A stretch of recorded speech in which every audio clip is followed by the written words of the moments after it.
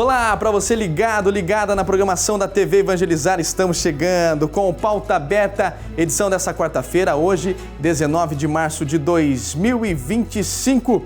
A partir de agora, muita informação, prestação de serviço e, é lógico, a sua companhia que não pode faltar. Vamos juntos saber o que vai ser destaque e notícia no programa de hoje. CNBB cria propostas de alteração na lei da ficha limpa. Textos em tramitação no Congresso visam flexibilizar critérios de inelegibilidade de políticos condenados. Após morte de turista no Cristo Redentor, oferece aulas de técnicas de ressuscitação cardiopulmonar para funcionários. E no Vale do Jequitinhonha, em Minas Gerais, os recordes de calor e seca têm agravado a escassez hídrica. E ainda, a UTF-PR avança para se tornar uma das instituições mais sustentáveis do Brasil e cria o primeiro centro temático de transição energética do Paraná. Tudo isso e muito mais a partir de agora, no Pauta Aberta.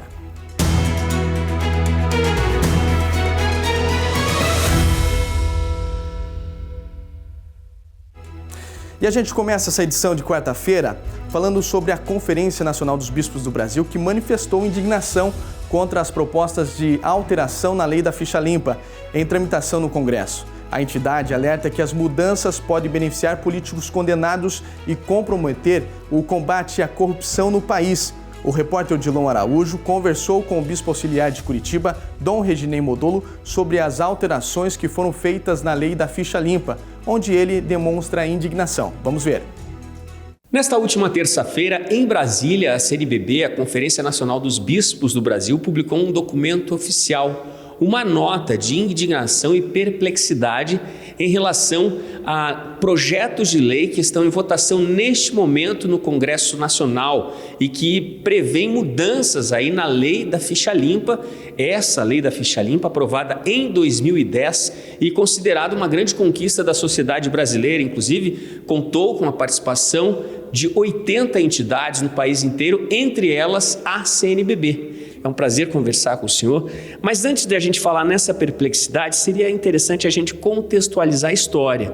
Em 2010, essa é considerada uma grande conquista da sociedade brasileira, a lei da ficha limpa, que impõe limites a políticos corruptos, por exemplo. Exato, a lei da ficha limpa ela é conhecida como uma lei que é um divisor de águas na história do Brasil no combate à corrupção. Essa lei, ela nasce de um grande esforço da sociedade brasileira. São milhares de brasileiros, várias entidades, como você mesmo já aqui enumerou, que se organizaram, se mobilizaram e que apresentaram essa proposta que ficou conhecida como a Lei da Ficha Limpa, que é a Lei 135 de 2010. Essa lei, ela pune aquele que foi condenado com a ineligibilidade. São vários os casos e o tempo de 8 anos. A mudança que está sendo proposta em vários PLs que estão ali tramitando nas casas legislativas, uma quanto ao número de anos da ineligibilidade, de 8 para 2 e abrindo espaço inclusive para anulação em certas ocasiões. E a outra proposta que deseja alterar a lei da ficha limpa é quanto aos casos, a abrangência da lei, ficando muito mais restrita esta lei, perdendo força, perdendo realmente efetividade.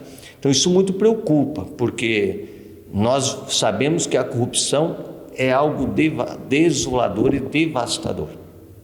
É preocupante que estejamos mudando uma lei que inibe a corrupção, justamente facilitando um retorno ou um acréscimo ainda maior dessa triste realidade que nós já temos histórico e que sempre esteve presente em nosso país. Então a CNBB, que participou também do processo, mas não só ela, né, como foi falado, ela se preocupa.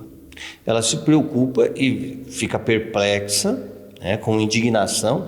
Como assim? Como mudar uma lei cuja finalidade e que tem demonstrado ser efetiva e eficaz no combate à corrupção? como fragilizar essa lei, como diminuir a capacidade que essa lei possui de impedir a corrupção. Votar uma lei que vem enfraquecer a lei da ficha limpa é o mesmo que dar um voto favorável a uma prática de corrupção. Então, isso realmente é inadmissível e é nesse sentido que a CNBB ela apela à consciência dos parlamentares para que se posicionem contrários a esta alteração na lei da ficha limpa e também a toda a sociedade brasileira, para que você, brasileiro, todos nós, nos posicionemos e conversemos com os parlamentares no sentido de que, de fato, não venha esse diploma legal ser alterado e que permaneça a lei da ficha limpa com a sua força e eficácia. É um momento também de levar até essa discussão para quem está ligado às paróquias, para os participantes do dia a dia das igrejas, de que maneira, quais estratégias podem ser aplicadas aí para que mais e mais seja discutido e questionado isso que está em votação. Usando das ferramentas de comunicação, como a própria TV Evangelizar já está aqui a fazer, dando notoriedade, tornando conhecida essa proposta de alteração na lei de ficha limpa, para que a população, tendo conhecimento, possa se posicionar contrário. A corrupção, nós sabemos que ela atinge diretamente a prosperidade do nosso país.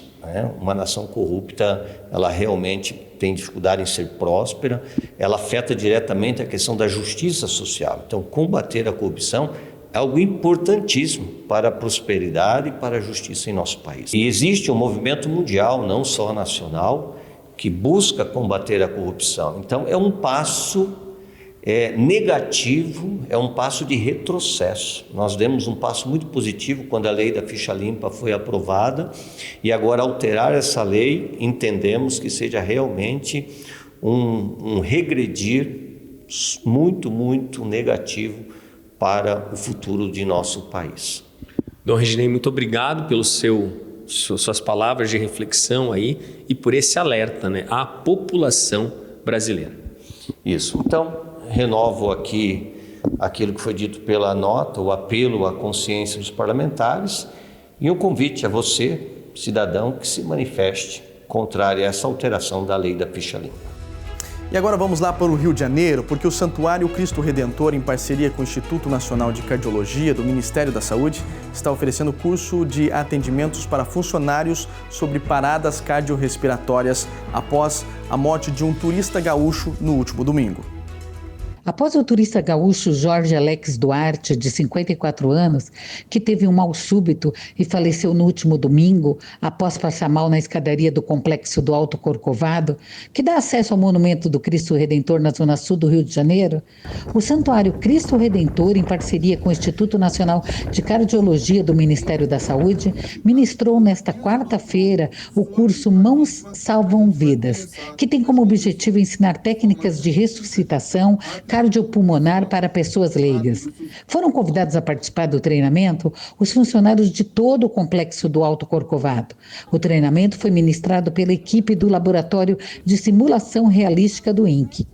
A Arquidiocese de São Sebastião do Rio de Janeiro continua a disponibilizar uma ambulância com equipamentos de atendimento médico e primeiros socorros para suporte às atividades no Santuário Cristo Redentor, enquanto não houver assistência por parte do Instituto Chico Mendes de Conservação da Biodiversidade, CMBio. Faça 2 ventilações.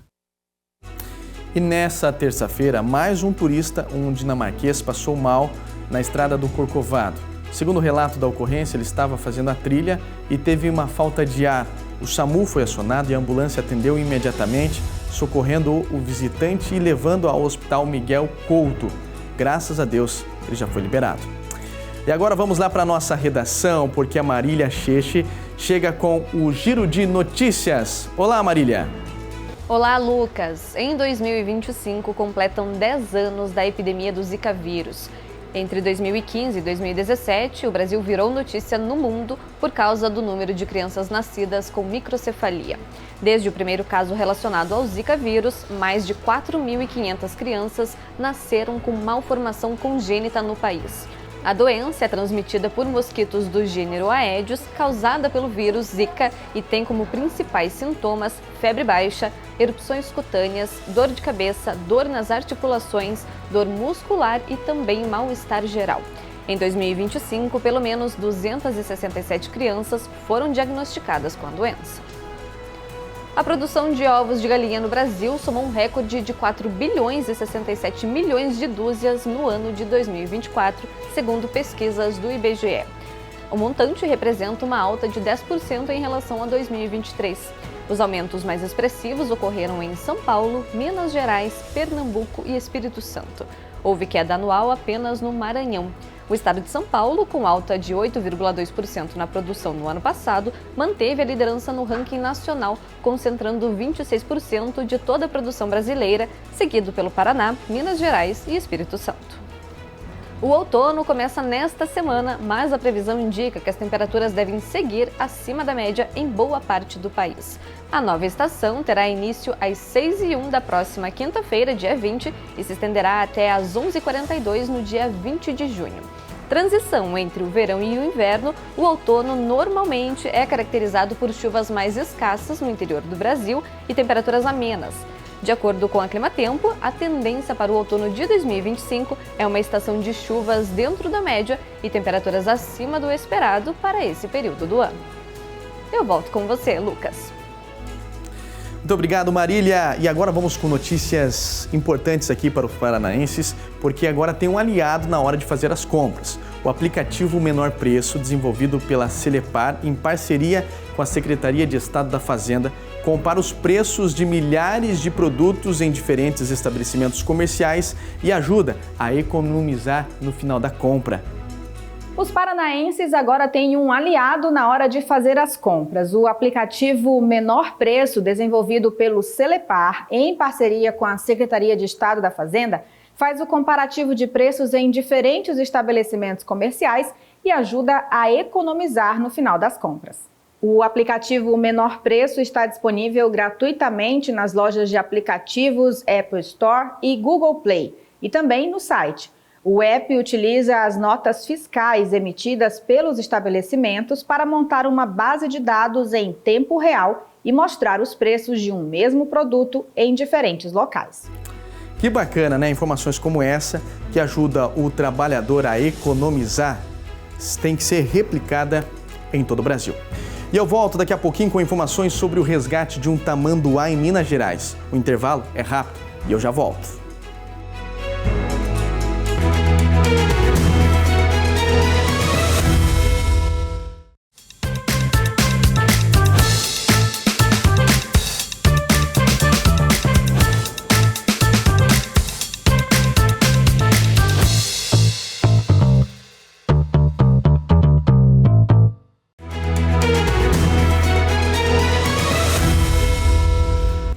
E estamos de volta com o nosso Pauta Aberta, edição dessa quarta-feira, 19 de março de 2025. Que bom ter a sua companhia nesta quarta-feira. E vamos com notícias lá do Papa. A Sala de Imprensa da Santa Fé publicou nesta quarta um novo boletim médico com atualizações sobre o estado de saúde do Santo Padre. Foi reduzida a oxigenoterapia de alto fluxo, progressos na fisioterapia motora e respiratória. Papa Francisco concelebrou na manhã de hoje a missa na solenidade de São José. E agora vamos falar sobre previsão do tempo. A chuva forte continua nos estados da região norte e nordeste. Uma frente fria pode chegar no sudeste amanhã, data do início do outono. Teremos o avanço da frente fria pela região sudeste. Essa frente, além de fortalecer as instabilidades entre as regiões sul, sudeste e parte da região centro-oeste, também provoca uma virada de vento. Teremos ventos mais frescos e úmidos voltados para o continente, o que acaba deixando as temperaturas mais amenas e aquela condição de tempo mais carregado e chuva que acontece a qualquer momento do dia. Enquanto isso, entre o Rio Grande do Sul e Santa Catarina, a atuação de um sistema de alta pressão acaba afastando as nuvens carregadas, então teremos muito sol e pouca chuva. E agora vamos lá para o noroeste do estado do Paraná, porque a cidade de Maringá está realizando a 7ª Conferência Municipal com o objetivo de mobilizar a população para debater, propor e avaliar a implementação da Política Municipal de Desenvolvimento Urbano. Boa tarde, Luciana. Oi, Lucas, boa tarde para você, boa tarde para todo mundo acompanhando o Pauta Aberta. Olha, nesta semana, sexta e sábado, o Instituto de Pesquisa e Planejamento Urbano de Maringá realiza a 7ª Conferência Municipal da cidade. É um momento em que a população é convidada a participar de um debate sobre o desenvolvimento urbano do município. E é importante a gente lembrar que esse é o momento em que todos os municípios brasileiros começam, estão aí se organizando para realizar as suas conferências municipais. Esse é o momento de ouvir a população. Ninguém conhece melhor a cidade do que o seu morador. Então, esse é o momento em que a população ela é chamada a participar dessas conferências para apresentar ali as dores, os problemas das cidades, dos municípios e juntos buscar, então, uma solução. Por isso, esse momento é tão importante que a sociedade atenda a esse chamado e participe dessas conferências municipais. Aqui em Maringá vão acontecer debates, rodas de conversa e também a elaboração de propostas para a melhoria da infraestrutura e qualidade de vida na cidade. As discussões elas servirão de base para a Conferência Estadual e depois propostas serão apresentadas na Conferência Nacional das Cidades, que está prevista para acontecer no mês de agosto em Brasília. Aqui em Maringá, entre os temas abordados estão as políticas públicas para o desenvolvimento urbano, planejamento territorial e também sustentabilidade. Os encontros acontecem na sexta-feira, das 19 às 22 e no sábado, de 8 da manhã até às 18 horas, no auditório da Unicesumar. Lucas, volto com você. Muito obrigado, Luciana. Esse é um tema bastante importante para o crescimento organizado das cidades e também o bem-estar dos cidadãos. E olha só essa notícia muito importante, porque no Vale do Jequitinhonha, em Minas Gerais, a crise hídrica não é novidade. Com recordes de calor e seca cada vez mais intensos, tem agravado a escassez hídrica, problema já conhecido da região de 55 municípios, e sobrecarrega as mulheres das comunidades locais. Elas acumulam a dupla ou tripla jornada de trabalho e a gestão dos poucos recursos disponíveis. Historicamente, é delas a função de captar a água, armazenar e também gerir o uso para alimentação e higiene da família no meio rural. Essa situação é ainda mais crítica. As distâncias para conseguir a água são longas, os caminhos perigosos e a necessidade de irrigação para plantações e criações só aumenta o desafio. No Jequitinhonha, onde 2/3 da população vivem em áreas rurais, essa realidade se repete de geração em geração.